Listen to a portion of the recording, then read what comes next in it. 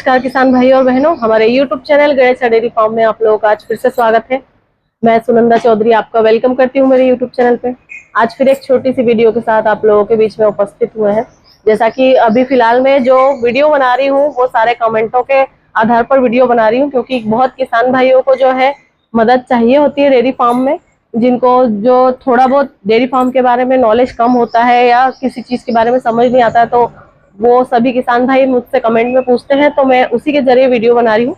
तो एक किसान भाई का कमेंट था कि जो मेरी गाय है उसे जने हुए 6 दिन हो चुके हैं और वो अभी भी जो है ये पूंछ को ऊपर उठा रही है और खाना पीना उसने जो है कम कर दिया है। तो इसके बारे में बताए कि क्या इलाज करें और वो ऐसा क्यों कर रही है। तो आज मैं आप लोगों को इसके बारे में बताना चाहती हूँ, क्योंकि कई बार ऐसा हो जाता है।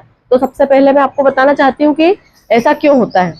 जब भी हमारा पशु जनता है, जब पशु जनने की कंडीशन में होता है, तो पशु जब नीचे बैठता है जनने के लिए, तो उस समय में जब पशु ताकत लगाता है तो बच्चेदानी का मुंह उस समय खुलता है। जब पशु बच्चा देता है उस समय पशु का जो है बच्चेदानी का मुंह खुलता है और पशु नीचे बैठता है। और जब वो बच्चेदानी का मुंह जब खुलता है तो जो भी नीचे की गंदगी वगैरह है, उसमें जो भी बैक्टीरिया वगैरह, जो भी कीटाणु वगैरह रहते हैं, वो पशु की बच्चेदानी में प्रवेश कर जाते हैं। और कई बार जब वो प्रवेश कर जाते हैं तो वो जाकर अंदर एक इन्फेक्शन पैदा कर देते हैं, तो जिसकी वजह से पशु की बच्चेदानी में पस मवाद पड़ जाता है और उससे पशु को दर्द बना रहता है।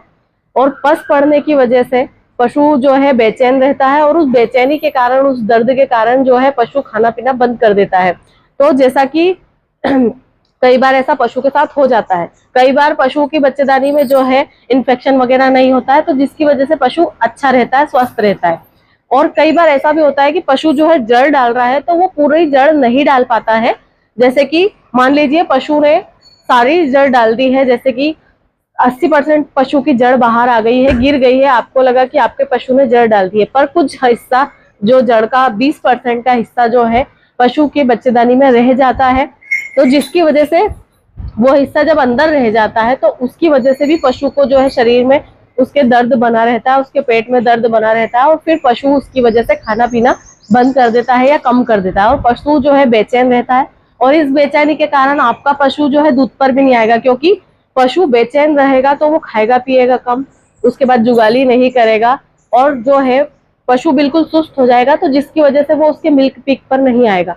अब इसका जो है, मैं आपको पहले तो मैंने कारण बता दिया, अब मैं आपको इसका इलाज बताने वाली हूँ।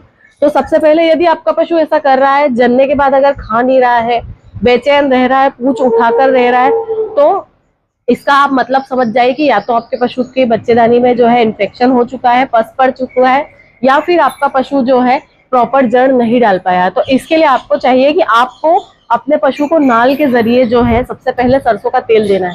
सरसों का तेल नॉर्मल देना है, ना गर्म करना है ना ठंडा करना है। जो हमारा नॉर्मल सरसों का तेल आता है, आपको नाल के जरिए आप जो है 100 से 200 ml आप पर डे का अपने पशु को पिलाइए और आप उसका रिजल्ट इतना बेस्ट है कि आपके पशु की कितनी भी पुरानी अगर जड़ फंसी होगी तो वो निकल जाएगी। अब अगर आप चाहें, आपका पशु अगर फीड खा रहा है तो आप फीड में मिलाकर दे दीजिए, और अगर फीड नहीं खा रहा है या फीड खाने में परेशान कर रहा है कि अगर आप उसमें सरसों का तेल डाल देते हैं और आपका पशु नहीं खा रहा है, तो आप सीधे नाल के जरिए दीजिए, क्योंकि सबसे बेस्ट तरीका होता है नाल के जरिए देने का। तो आप अपने पशु को पर डे का 200 ml जो है सरसों का तेल दीजिए। उससे देखना आपके पशु की जो बच्चेदानी में जो भी जड़ वगैरह अटक गई है वो निकल जाएगी। इसके बाद सेकंड आता है कि आपको अपने पशु की बच्चेदानी में दवा तुरंत बुलाकर डलवा देना चाहिए डॉक्टर के जरिए, क्योंकि पशु की बच्चेदानी का इन्फेक्शन खत्म करने का जो है सबसे अच्छा तरीका होता है कि आप अपने पशु को जो है डॉक्टर से बुलाकर दवा डलवा दीजिए। जैसे कि अभी भाई साहब ने जो कमेंट किया था कि 6 दिन हो चुके हैं और पूंछ उठा रही है, तो उसके जो है बच्चेदानी में इन्फेक्शन भी हो चुका है और पस भी पड़ चुका है। कई बार आप देखेंगे कि आपका पशु जन्ने के बाद जब पस पड़ जाता है तो पशु जो है थोड़े दिन बाद जो है ऐसा गाढ़ा डिस्चार्ज करता रहेगा और वो बहुत बदबू मारेगा, क्योंकि वो पस है। तो उस पस को पूरी तरीके से निकालने के लिए आपको जो है अपने पशु की बच्चेदानी में दवा डलवा देना चाहिए, जिससे कि आपके पशु की जो बच्चेदानी का इन्फेक्शन है वो जल्दी से खत्म हो जाए। और ये दवा आपको 1 से 2 बार डलवानी है, एक बार में काम नहीं होगा, कम से कम 2 बार आपको डलवानी है बैक टू बैक, तब जाके उसके बच्चेदानी की सफाई होगी और बच्चेदानी की सफाई होने के बाद जैसे ही उसका पस खत्म हो जाएगा, जब आप दवा डलवाएंगे धीरे धीरे जो है उसका डिस्चार्ज डालने लगेगा वो पशु, और डिस्चार्ज के जरिए उसका पस पूरा खत्म हो जाएगा। और जब पस खत्म होगा उस समय आपको ये सावधानी रखनी है कि जब पस डालेगा तो गंदगी काफी फैलेगी, बदबू आएगी, तो आपको सफाई जरूर से रखनी है अपने फार्म पर। चूना वगैरह भी उड़ाकर रखिए ताकि और इन्फेक्शन उसकी बच्चेदानी में प्रवेश ना करे। और अपने पशु को जो इसके साथ साथ आपको विटामिन देना है 10 ml पर डे का, और साथ ही आपको जो है जैसे कि यह है प्रोशी जो कि हम जनने के बाद अपने पशु को पिलाते हैं, जिससे कि पशु की जो है जड़ वगैरह प्रॉपर पूरी निकल जाती है, और एक प्रकार से ये यूट्रस की सफाई भी करती है। तो अगर आपको ये ना मिले तो आप यूट्रस की सफाई के लिए कोई भी जो भी दवा आपको मेडिकल पे अवेलेबल हो जाए, आप मेडिकल पर जाकर बोल दीजिए कि पशु की जो है बच्चेदानी की सफाई के लिए हमको जो दवा चाहिए, तो आप वो लाकर अपने पशु को जो है 100 ml पर डे की दे दीजिए। आप उसको आधा से 1 लीटर आराम से जो है 8 से 10 दिन में पिलाकर खत्म कर दीजिए, तो जिससे जो भी बचा कुचा इन्फेक्शन या कुछ भी पशु की बच्चेदानी में होगा वो भी सब गंदगी के जरिए बाहर आ जाएगा, और आपका पशु बिल्कुल अंदर से क्लीन हो जाएगा। तो पशु दूध पे भी आ जाएगा, और इसके बाद जब पशु हिट में आएगा, आप मतलब 1.5 से 2 महीने 2.5 महीने जब भी आपका पशु हिट में आएगा तो कंसीव रेट भी अच्छा बढ़ जाएगा।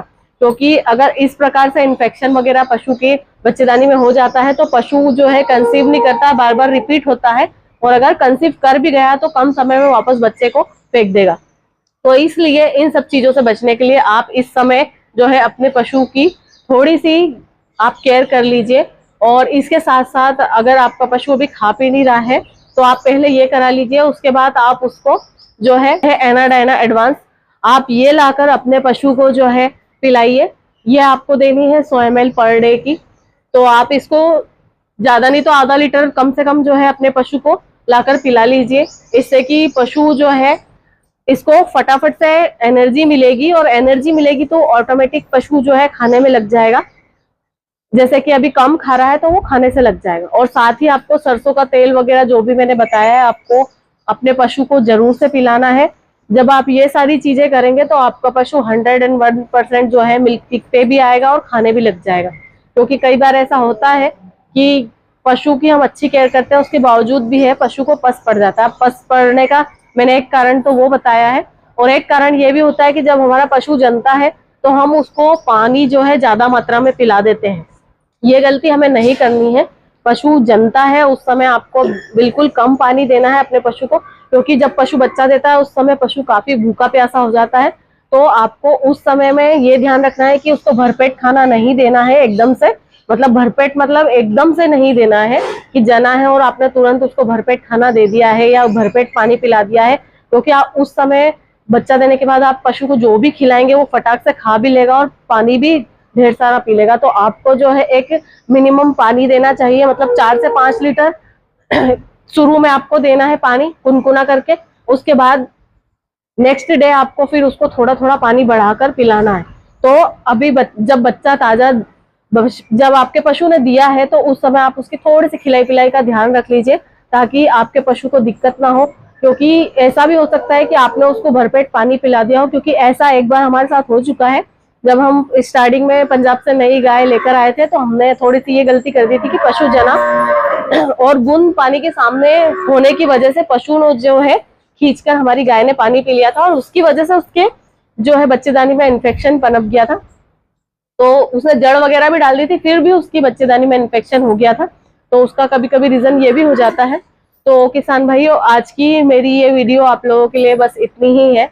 मिलेंगे फिर से जल्दी से नेक्स्ट वीडियो में। और मैं वीडियो में फिर से आप लोगों को कहना चाहती हूँ कि आपको डेयरी फार्म से या पशुओं से रिलेटेड किसी भी प्रोडक्ट की यदि आपको आसपास नहीं मिल रहे हो तो आप मेरे जो है वीडियो के डिस्क्रिप्शन में जाकर चेक कर सकते हैं। वहां पर आपको ये सारे प्रोडक्ट आसानी से मिल जाएंगे और आप क्लिक करके इंडिया मार्ट से जो है प्रोडक्ट्स खरीद सकते हैं, जो कि आपको घर पर ही ऑनलाइन अवेलेबल हो जाएंगे। तो आज के लिए बस इतना ही। मिलेंगे जल्दी से नेक्स्ट वीडियो में। Thank you for the watch.